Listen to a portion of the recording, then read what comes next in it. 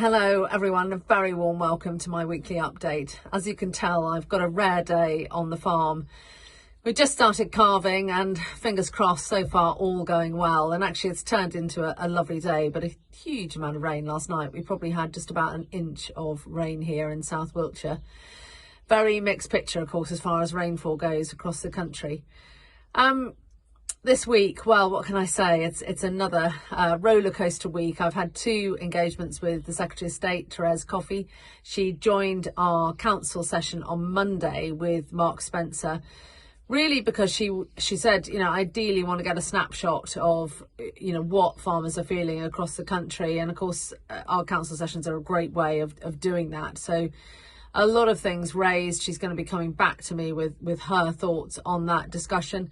But of course, what it did do was pave the way well for our SFI roadshow, which Vice President David Exwood has been leading on, joined by Richard Wordsworth and Claire Robinson. If you haven't signed up for one yet, please do. They're ongoing. We've also had a virtual one, which will make accessible to everybody online.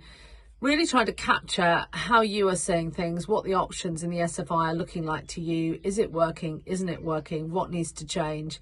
And also what we are doing and have been doing and will be doing going forward. So a huge piece of work for us.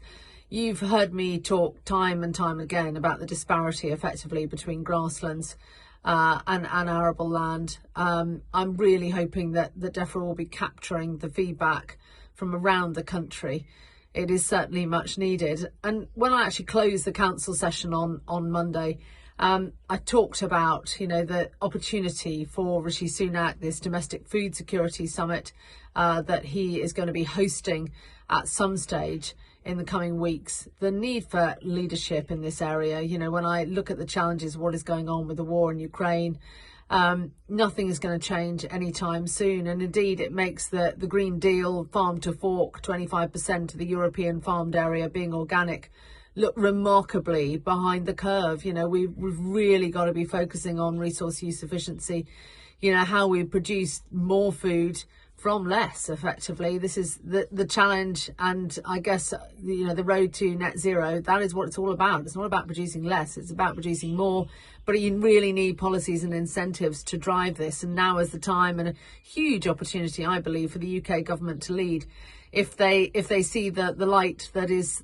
shining brightly in front of them, because it certainly does lead global leadership. It doesn't look like Europe are going to do that anytime soon. And listening to David Beasley this week, he's predicting that food supply is going to get even more challenging. There are ever more greater challenges across the world with looking at what is going on in the Yemen and other places.